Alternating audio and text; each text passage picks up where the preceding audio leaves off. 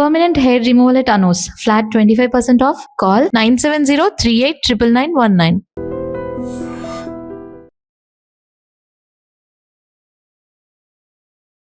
నమస్కారం, welcome to I dream.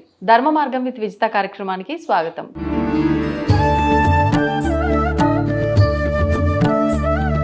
ప్రస్తుతం మనతో పాటు ఉన్నారు ప్రముఖ జ్యోతిష వాస్తు పండితులు బ్రహ్మశ్రీ అన్నవరపు తిరుపతి మూర్తి అవధాని గారు. ఇప్పుడు గురుగారితో మాట్లాడి మరిన్ని విషయాలు తెలుసుకుందాం. నమస్కారం గురుగారు. పరమేశ్వరార్పణం. గురుగారు, సాధారణంగా మనం హోమాలు చేస్తూ ఉంటాం. హోమాల్లో చాలా రకాలు ఉన్నప్పటికీ ఏ రకమైన హోమమైనా సరే హోమం చేయటం వల్ల మనకి ఏదో ఒక ఫలితం వస్తుందనే భావన ఉంటుంది. మన నిజంగా అసలు హోమం చేస్తే ఎటువంటి ఫలితం ఉంటుంది, నిజంగా చేసిన తర్వాత ఎంతకాలం లోపు ఆ ఫలితం అనేది వస్తుంది, ఫలితం వచ్చిన తర్వాత నిజంగా నేను ఈ హోమం చేయటం వల్ల నాకు ఈ ఫలితం వచ్చింది అనే భావన కలిగేటట్టు మనకి ఏమైనా సిచ్యువేషన్స్ ఉంటాయా? అర్థమవుతుందా? తప్పకుండా అమ్మా. ఇందులో పూర్వ విధానం ఒకటి ఉంది, ప్రజెంట్ నడిచే విధానం ఒకటి ఉంది. పూర్వకాలంలో ఏదైనా ఒక క్రతు హోమం చేయాలంటే ఇటుకి రాళ్ళు చక్కగా అన్నీ పెట్టుకొని లోపల నుంచి ఏర్పాటు చేసేవారు. ఇప్పుడు ఏమైంది అంటే మొత్తం ఉభయ భ్రష్టత్వం అనేటువంటి చెంది ఇనపవి హోమగుండాలు రెడీ అయిపోయినాయి. అవునండి. ఆ ఇనప హోమగుండంలోనే 100 మంది చేస్తూనే ఉన్నారు. కాబట్టి దాదాపుగా ఎలాంటి ఫలితాలు అందులో రావు. అందులో చేస్తే అంటే మనం ఎంత భక్తి శ్రద్ధలతో చేసినప్పటికీ రావు. ఎందువలన రావు అని అంటే మసి గిన్నెలో ఎప్పుడు చేయకూడదు, మసి పట్టిన దాంట్లో ఎప్పుడు కూడా మనం చేయకూడదు. ఆ మసిని మనం శుభ్రంగా కడగలమా? కడగలేము.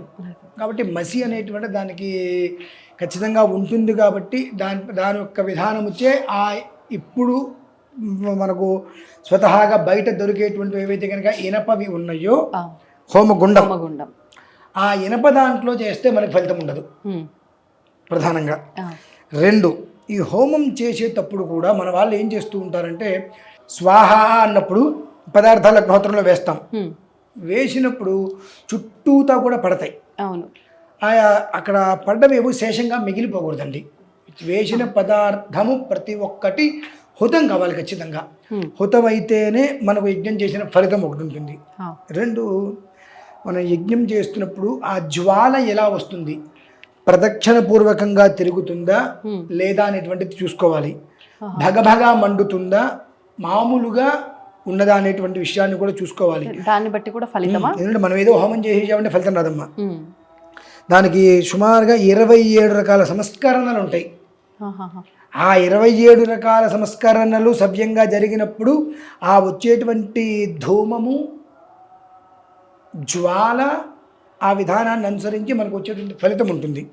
2, కట్టెలు అందులో సమిధలు వేసే తత్వం కూడా ఇందాక కూడా మనం చెప్పుకున్నాం. ఇందాక సమిధలు ఎప్పుడు కూడా అగ్నిహోత్రానికి చతురస్రాకారంలోనే వెయ్యాలి. మనం ఏం చేస్తామంటే ఇలా పొడుగ్గా పెట్టేస్తాం. ఈ పొడుగ్గా పెట్టేటువంటిది అది కేవలం కూడా చిదగ్ని అంటారు. అంటే శరీర దహనం చేసేటప్పుడు మాత్రమే ఇలా పెట్టుకుంటూ వస్తారు. హోమానికి ఎప్పుడూ కూడా 4 పలకలుగా కానీ ట్రయాంగిల్గా కానీ అలా పడుకోబెట్టాలి. కట్టెని నిలబెట్టకూడదు. నిలబెట్టి మనం చేసేటువంటి ప్రక్రియ మళ్ళీ అది విరుద్ధమే. ఇటువంటివి అనేక రకాలుగా హోమంలో మనం చూసుకోవాలి. అలాగే పూర్ణాహుతి ఇందాక మనం చేసాం. ఆ పూర్ణాహుతి సమయానికి ఇంచుమించుగా వేసినటువంటి పదార్థాలన్నీ హుతమైపోయినాయి. ఎందువలన హుతం కావాలి అని అంటే పూర్ణాహుతి అనంతరం ఇంకొక ద్రవ్యం అందులో వేయకూడదు. స్వాహాకారంగా ఇంకొక ద్రవ్యం అందులో వేయకూడదు. ఆ ఉన్నటువంటి దాంట్లో మొత్తం కూడా హుతమైపోవాలి. హుతమైపోవాలి అని అంటే ఆ జ్వాలతోటే కావాలి తప్పితే మళ్ళీ ఇంకొకటి పదార్థం మీరు వేయకుండా చూసుకోవాలి. కాబట్టి పూర్ణాహుతి అనేటువంటి సమయానికి మనం ఇంచుమించుగా హుతమైందా, మనం చేసినటువంటి దానికి ఫలితం క్షణకాలంలోనే మనకు ఏర్పడుతుంది. అలాగే తత్కాల సుఖం, దీర్ఘకాలిక సుఖం రెండు ఉంటాయండి. తాత్కాలిక సుఖం అనేటువంటిది మనం యజ్ఞం చేస్తున్నప్పుడు పొగ వస్తుంది. అవునండి. పొగ 2 విధానాల్లో వస్తుంది. చాక్షుష్మతి, జ్యోతిష్మతి అంటారు. మనం అనేక రకాలుగా రోడ్డు మీద అంటే మాట్లాడలేనివి, మనం వెళ్ళి కదిలించలేనివి చూస్తుంటాం. అయ్యో పాపం అనుకుంటాం. కళ్ళు ఉండబట్టేగా మనం చూసాం. ఈ చూసిన ప్రతిదీ చాక్షుష్మతి దోషాలు వచ్చేస్తాయి మనకు. మనం ఎవరికి మనం ఎలా కంటికి కాదండి, మనకు దోషం వచ్చేస్తుంది. మనం ఎలాంటి పాపము చేయలేదు, ఎవరికి హాని చేయలేదు అంటాం. కానీ కంటితో చూసేవి ఏవైతే ఉంటాయో వాటి ద్వారా కొన్ని దోషాలు మనం తీసేసుకుంటాం. ఈ హోమం చేసినప్పుడు చూడండి, పొగ ద్వారా కళ్ళలోంచి నీరు వచ్చి ఆ దోషాలను అది తీసేస్తుంది. ఈ దోషానికి ఈ హోమం ద్వారా వచ్చే పొగొక్కటే పరిష్కారం. పొగకే చాక్షుష్మతి అంటారు. ఓకే. అలాగే ఆ హోమం చేసినప్పుడు మనం తట్టుకోలేకపోతాం పొగకి. అవును. బాగా పొగ వచ్చేసింది, మన వల్ల కావట్లేదు అనుకోని నెయ్యి ఎక్కువ పోసేసి మంట ఎక్కువ తెప్పిస్తాం. ఎప్పుడైతే మనం మంట రావటానికి తెప్పించడానికి తేడా ఉంటుందండి. స్వతహాగా మనం ఆద్యధారతోటి హోమం చేసినప్పుడు వచ్చేటువంటి మంట అనేటువంటిది యోగవంతమైంది.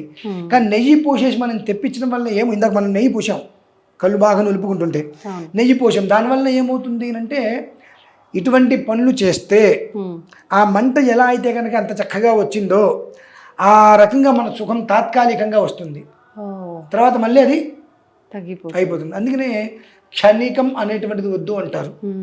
దీర్ఘకాలికం, మనం ఏదైనా ఒకటి మొదలు పెట్టాము అంటే అది దీర్ఘకాలికంగా ముందుకు వెళ్ళాలి తప్పితే ఆ క్షణానికి అది మనకు వద్దు. అలా కావాలంటే కాస్త కష్టాన్ని మనం అధిగమించగలిగితే పురోగమనంగా దాని యొక్క ఫలితం తీసుకోగలుగుతాం. అన్నిట్లకన్నా ముందు యజ్ఞం దేనికోసం చేస్తున్నాము అంటే పరమేశ్వర ముద్దిశ్య పరమేశ్వర ప్రీత్యర్థం హోమం చేశాం కదా ఇప్పుడు. అవునండి. ఎవరి గోత్రం పేర్లు మనం చెప్పలేదు. ఎందుకంటే ఇందాక మీకు 27 రకాల యుగ్మాలు ఉంటాయి. ఆ 27 రకాల వాటిల్లో ఎక్కడో ఏదో ఒకటి తేడా వస్తూనే ఉంటుంది, రాకుండా ఉండదు. ఎందుకంటే స్వాహ అని వేసినప్పుడు ఈ పదార్థం అగ్నిహోత్రం దాటి అవతలికి వెళ్ళిపోతుంది. అంటే అది ఆయనకి చెందవలసినటువంటిది అవతలికి వెళ్ళిపోయింది. అదే మనకు చెందవలసింది ఏదైనా పక్కకి వెళ్తే మనం ఏం చేస్తాం? ఒప్పుకోం. దానికోసం ఇవన్నీ ఆపేసి తెచ్చుకుంటాం మనం వెళ్ళి.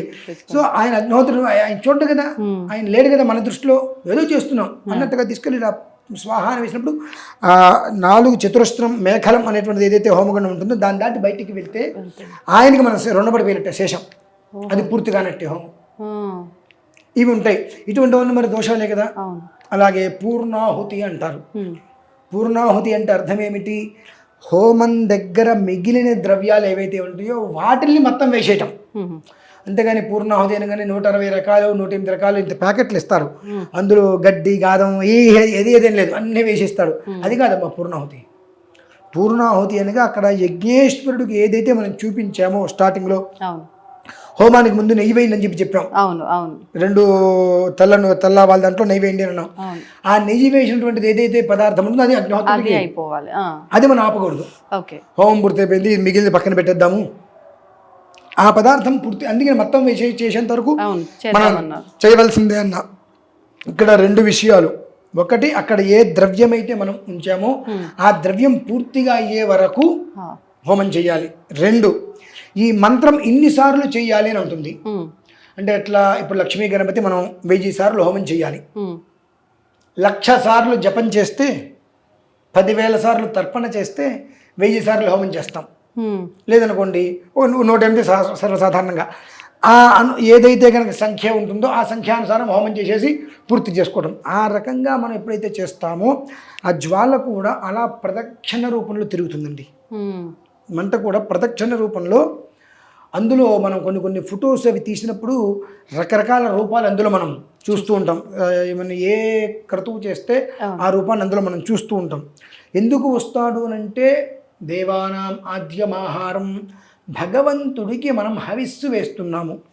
మనం ఎట్లా అయితే కనుక మనకు కడుపు నిండా ఎంత కావాలో మనకు రుచిగా అయినటువంటివి బాగుండేటువంటి మనం ఎలా అయితే తింటామో భగవంతుడికి ఇచ్చే పదార్థం కూడా అలా సవ్యంగా ఉంటే మాత్రమే ఇవ్వగలగాలి. నలిగిపోయినవి, చినిగిపోయినవి, నాశనం అయిపోయినటువంటి నువ్వు తీసుకొచ్చి అంటే ఆయన ఏం చూస్తున్నాడు? వచ్చి మన యొక్క ఆలోచన ఏదో ఒకటి వేసేసామనుకోండి, ఫలితం రాకపోగా నిష్కృతి లేని దుష్కృతి లేని పాపం వస్తుంది. దానికి ఆ పాపం అనేది మనం బయట పడలేము. అటువంటి పాపం డబ్బులు ఇచ్చి కొనుక్కోవటమే. అందుకనే యజ్ఞం చేసేటువంటి వాటిల్లో దేవతా పూజా విధానంలో ఖర్చు ఎక్కువ ఎందుకు అవుతుంది అంటే సరి అయినటువంటిది మనం తెచ్చుకోగలిగితే వాడగలిగితే అది ఖర్చే కాదు. నాసిరకంది తెచ్చుకుంటాం, అది తెచ్చుకోవడం దేనికి ఇంకా. కాబట్టి మనం యజ్ఞం చేసేటువంటి దాంట్లో 25 విధానాలు, 27 రకాల విధానాలు కాస్త అనులోమ విలోమంగా వెనక ముందు జరిగేటువంటి తత్వం ఖచ్చితంగా ఉంటుంది. ఎందువల్ల అలా వెయ్యొద్దండి అంటే కోపం, ఈ రకంగా చెయ్యండి అంటే కోపం, మాకు చేయగలుగుతుందండి రకరకాల మాట్లాడుతూ ఉంటారు. ఇవన్నీ కూడా మంత్రహీనం, క్రియాహీనం, భక్తిహీనం, హుతాశనం అనేటువంటి ఉంటాయి. కనుక గోత్రనామాలు చెప్పుకోకుండా పరమేశ్వర ఉద్దేశ్య పరమేశ్వర ప్రీత్యర్థం అని చెప్పి అయినంత వరకు మనం ఎంతవరకు కూడా ఆ పొగలో నుంచి జ్వలించటానికి ఫస్ట్ సారి పొగలోంచి జ్వలించింది చక్కగా, రెండోసారి పొగ తట్టుకోలేక మనం నెయ్యి పోసాం. అది అంతెత్తు మనతో ఏమైంది, వెంటనే తగ్గిపోయింది. సో మనకి ఏది కూడా తాత్కాలికం, క్షణికం వద్దు, దీర్ఘకాలికమే మనకు ప్రయోజనం, జీవితానికి చాలా ఉత్తమము అనేటువంటిది యజ్ఞ రూపంలో మనం తెలుసుకున్నటువంటి విధానం అమ్మా. అందుకనే హోమం చేయడానికి మూలం ఏంటంటే ప్రత్యక్షంగా కొన్ని వాటికి మాత్రం హోమమే అవసరం, కొన్నిటికి పాశుపత ప్రయోగాలు అవి వేరు, దానికి హోమంతో పని లేదు. కానీ కొన్ని విషయాలలో యజ్ఞ రూపంలో భగవంతుడికి సమర్పించేటువంటిది ఆహుతి సమర్పణ ఏదైతే కనుక పళ్ళు కానీ పదార్థములు కానీ వేస్తామో తద్వారా ఆయనకి కడుపు నిండి మనం ఎందుకు చేశాము అనేటువంటి విషయం ఆయనకి తెలుసు కదా. ఏ కర్మ ప్రారంధం నుంచి మనం బయటపడాలి, సంచిత పాపములు ఏవైతే ఉన్నాయో వాటి నుంచి మనం బయటపడాలని మనం అనుకుంటాం. కానీ ఈ కోరిక లేకుండా మనం హోమం చేసినప్పుడు దానికి కర్మ ఫలితం ఆ సంచిత దోషములు తీసేస్తుందమ్మా. అందువల్లనే హోమం అనేటువంటిది ఖచ్చితంగా చేసి తీరాలంటారు. ధన్యవాదాలు గురుగారు. పరమేశ్వర తవ్వండి, తవ్వుతూనే శివలింగం సరే దాన్ని అట్లా కప్పేసేయండి, చూపించదండి. కృష్ణ ఇస్ దేర్, మూర్తి పూజ కాదు, సాక్షాత్ బ్రజేంద్ర నందన భగవాన్ ఉన్నారు మూర్తులు. ఏమీ ఆశించకుండా ఆరాధించే వాళ్ళు కూడా ఉన్నారా ప్రభుజీ? నిజమైన భక్తి అంటే మనకు తెలియదు కాబట్టి